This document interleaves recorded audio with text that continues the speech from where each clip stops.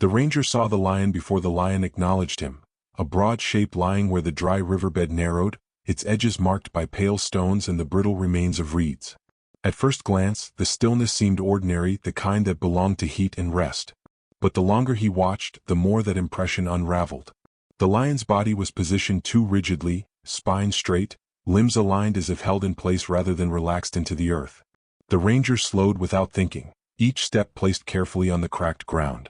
The lion's gaze was fixed forward, eyes open and clear, yet lacking the sharpness of alertness. It was not the stare of a challenge. It was distant, held as though attention had narrowed to something internal. The chest rose and fell, but unevenly, each breath shallow and deliberate. Between them, the air felt dense, carrying the dry mineral scent of the riverbed and something heavier beneath it. A low sound reached the ranger's ears, faint enough that it could have been missed. It was not a growl, not the warning rumble he knew well. It came from deeper in the chest, rough and strained, repeating every few breaths. The sound did not ask for space.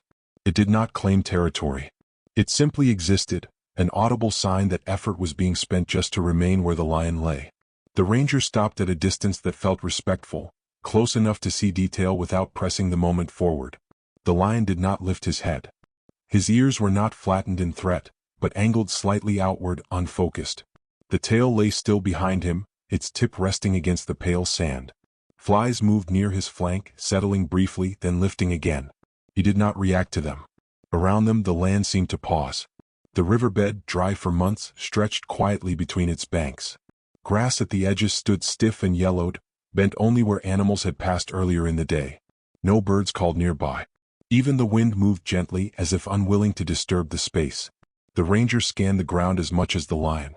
There were marks in the sand that did not belong to rest alone. Pressed lines, disturbed stones, signs of weight shifted and dragged. Nothing fresh, nothing violent in appearance, but enough to suggest that the lion had not chosen this place lightly. Whatever had brought him here had required effort he no longer had to spare. The lion's breathing changed slightly as the ranger adjusted his stance, the shallow rhythm pausing for a fraction of a second before continuing. His eyes shifted just enough to acknowledge movement, then settled again. There was no rise of the head, no tension gathering in the shoulders. The body remained heavy, committed to the ground. The ranger spoke once, quietly, the words barely more than breath. "Easy," he said, not as instruction but as presence. The sound drifted across the sand and faded. The lion did not respond outwardly, but the low rasp softened for a moment, the pause between breaths lengthening just enough to notice. Standing there, the ranger understood that this was not a meeting defined by danger, but by imbalance. The lion was not waiting. He was enduring. The land held that truth in its stillness, in the way sound seemed reluctant to return. The ranger remained where he was, watching the slow rise and fall of the lion's chest, listening to the quiet effort of breath. The sun edged higher, light sliding across the riverbed stones. Somewhere beyond sight, the day continued. Here, beside the unmoving lion, everything stayed suspended, as though the savanna itself were waiting to see what would come next. The ranger did not close the distance. He stayed where the ground felt firm beneath his boots, allowing the space between them to remain intact. It was the lion who altered the moment, not by standing or retreating, but by choosing to remain exactly where he was. The body did not tense in warning. The muscles along his back did not gather.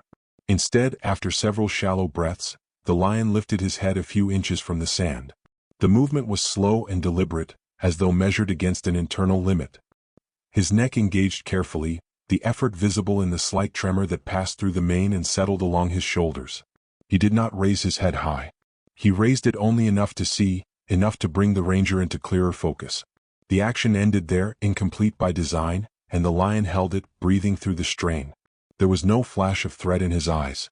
They were open and present, but muted, reflecting light without sharpening around it. The gaze did not fix on the ranger as a target. It rested on him briefly, then drifted, then returned, as if attention itself required conservation. The ears shifted forward, not pinned or alert, simply adjusting to sound. The low rasp continued, quieter now, drawn out between breaths. The ranger felt the absence before he understood it. Fear was missing from the exchange. Not the kind that provokes flight or aggression, but the instinctive tension that usually defines proximity. The lion did not brace. He did not prepare. He did not withdraw. He remained, head lifted, eyes open, body committed to the ground as though leaving it were no longer an option. The ranger adjusted his stance, easing weight from one foot to the other. The lion noticed. His breathing paused for a fraction of a second, then resumed. The head dipped slightly, then steadied again. Each movement seemed guided by careful calculation, by an awareness of pain or limitation that shaped every choice. The lion was not indifferent. He was deliberate. Heat shimmered faintly above the sand, distorting the edges of stone and grass. Flies returned to the lion's flank, settling again. One brushed near his eye. He blinked once, slowly, then reopened it, the effort minimal but intentional. The tail remained still, unmoving, as if even that small gesture lay beyond what could be spared. The ranger lowered himself to one knee, reducing his height without advancing. The sound of fabric shifting was soft, brief. The lion's head lifted another inch in response, then stopped. His jaw parted slightly, breath passing through teeth and tongue, carrying that low, rough sound that did not belong to warning or hunger. It belonged to endurance. "It's all right," the ranger said quietly, the words released without expectation. They traveled only a short distance before dissolving into the dry air. The lion did not react outwardly, but the tension in his neck eased by degrees, enough to be seen if one were watching closely. Time stretched again, unmeasured. The lion held his head up, then slowly, carefully lowered it back to the sand, not collapsing but placing it where it could rest. His eyes remained open. He did not turn away. The choice to stay, to remain visible, lingered in the space between them. The ranger stayed still, aware that something subtle had shifted. The encounter was no longer defined by distance alone, but by restraint on both sides. The land seemed to recognize it too. A bird called once from the riverbank, tentative, then fell silent. The wind moved lightly across the dry bed, lifting sand and letting it fall again. The lion lay where he was, no fear driving him from the moment, no strength left to shape it otherwise. The ranger watched the slow rise and fall of his chest, understanding that the quiet shock was not the stillness, but the choice within it. Understanding came gradually, not as a sudden realization, but as a sequence of small recognitions layered one over another. The ranger remained where he was, letting his attention settle on details that had not announced themselves at first. The lion's stillness was not uniform. It was organized around something specific, a careful guarding of one side of his body. His weight favored the opposite flank, the muscles there bearing more than their share, while the nearer side remained unnaturally quiet. The posture explained the restraint. The lion's chest expanded unevenly, the right side lifting a fraction higher than the left. Each breath arrived with effort, but also with caution, as if drawing air too deeply would provoke something worse than discomfort. The low sound that escaped him was not constant now. It came only at the end of certain breaths, a rough exhale released when strain peaked and could not be contained any longer. The ranger let his gaze follow the line of the lion's body down into the grass. There, the ground told the rest of the story. The vegetation was pressed flat in a long arc, the stems bent and twisted into a pattern that did not belong to rest or simple collapse. Beneath the lion's midsection, the grass dipped sharply, as though something dense had once occupied that space and then withdrawn just enough to remain unseen. The lion shifted his hind legs slightly, then froze halfway through the motion. His muscles tightened, breath catching. The sound that followed was brief and involuntary, closer to pain than warning. When the movement failed, he abandoned it, letting the limbs settle back into stillness. The decision was immediate and final. Whatever lay beneath him had taught him its limits. The ranger did not move closer, but his understanding drew nearer. This was not the stillness of ambush or exhaustion alone. It was the stillness of containment. The lion was holding himself in a position that prevented pressure, that avoided collapse. His strength had not disappeared, but it had been redirected inward, consumed by the act of enduring rather than responding. A faint shift passed through the grass at the edge of the pressed arc, subtle enough to be mistaken for wind. The ranger watched without focusing too sharply, aware that attention itself could alter what followed. Nothing emerged. Nothing needed to. The absence was enough. The space beneath the lion's body was occupied by memory of force, by the imprint of something that had wrapped and tightened and then gone still. The lion lifted his head again just slightly, the movement slower than before. His eyes met the ranger's position and stayed there. There was no intensity in the gaze, no expectation of retreat or advance. It was steady, open, as if the effort of holding himself this way had narrowed his options until only awareness remained. The ranger felt the moment change. The usual framework for proximity dissolved. This was not a boundary to be respected or tested. It was a threshold. The lion was not guarding territory. He was guarding balance. Leaving this place meant surrendering control over pain he could not afford to face alone. "It's all right," the ranger said quietly, the words shaped more by understanding than reassurance. They were not an invitation and not a promise. They were an acknowledgement. The lion's head lowered again carefully until his chin rested against the sand. His breathing steadied slightly, the rasp softening. The choice to remain, to be seen, held its ground. He did not turn away. He did not retreat into himself. He stayed present, his body offering the only explanation he could give. The ranger remained where he was, recognizing the shift for what it was. This was not an encounter defined by chance. It was a request made without sound or gesture, carried instead through posture and restraint. The land seemed to accept it, holding still around them, as the weight of that understanding settled quietly into the space between man and lion.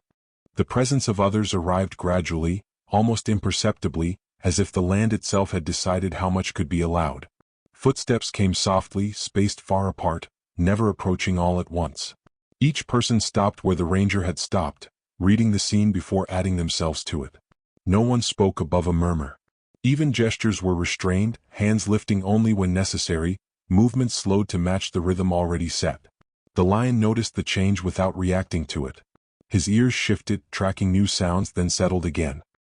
His eyes opened a little wider, attention expanding to include the broader shape of what had formed around him. Still he did not rise.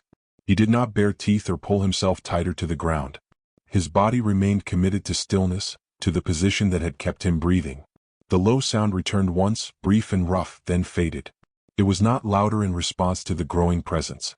If anything, it softened, stretched thin by effort rather than sharpened by fear. The lion's chest rose and fell in a steadier pattern now, each breath still shallow but less erratic. Something in the air had shifted, and his body responded before his instincts could argue. Those who had joined the ranger kept their distance. They arranged themselves loosely, never closing the space at the lion's front. They watched not only the animal but one another, taking cues from posture and stillness. No one reached. No one rushed to interpret what they were seeing.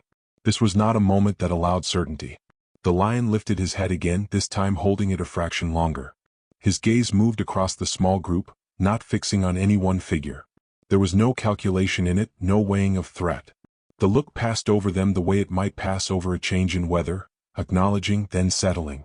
His jaw parted slightly, breath passing through with effort. When he lowered his head again, it was with care, not collapse. Trust did not arrive suddenly. It emerged in increments, measured in what the lion did not do. He did not retreat inward. He did not attempt to drag himself away. He did not lash out when the wind shifted or when fabric brushed against a knee. Each restraint carried its own weight, fragile and costly. One person moved a step closer, then stopped.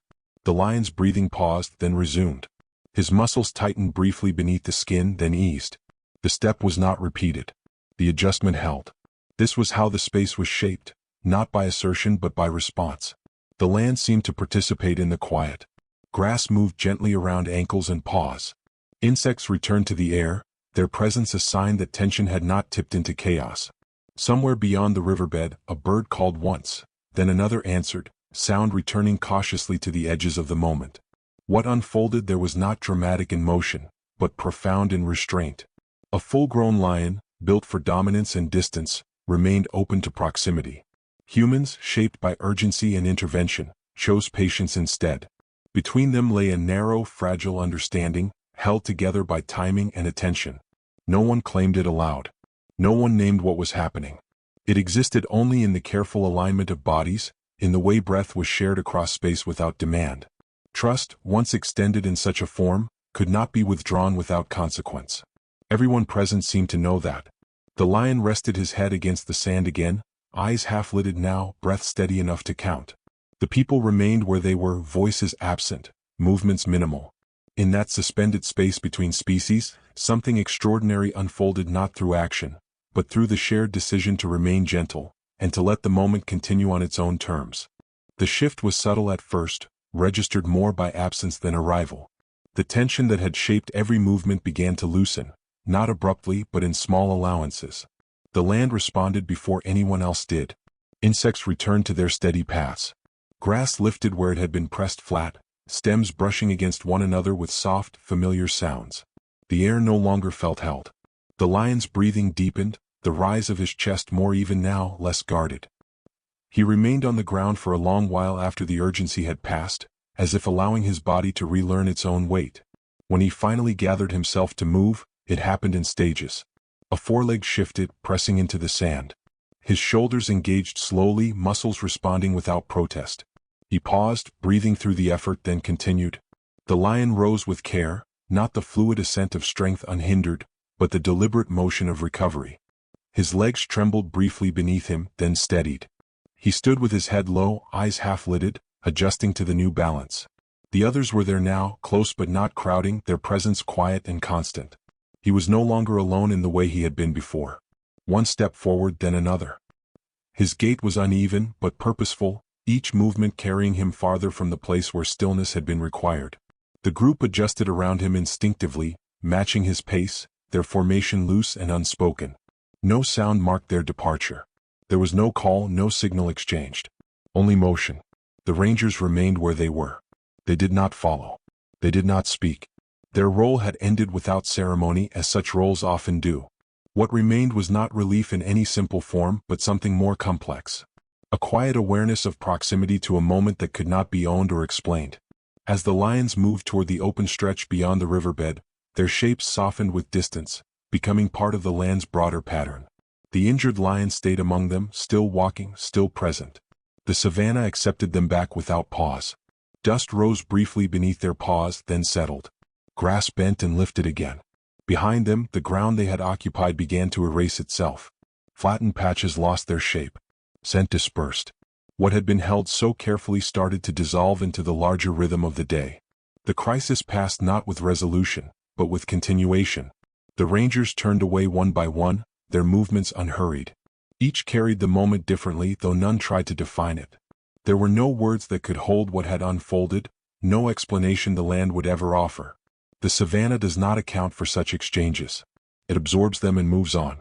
Wind moved through the dry riverbed, lifting sand and letting it fall. A bird crossed the open sky, its shadow sliding briefly across stone and grass. The day continued, unremarkable and complete. Somewhere ahead, the lions moved deeper into the wild, their forms gradually dissolving into heat and distance. Behind them, the humans walked back the way they had come, changed not by what they had done, but by what they had been allowed to witness. A moment carried quietly, without proof, into the rest of their lives as the savanna returned to motion and kept its silence.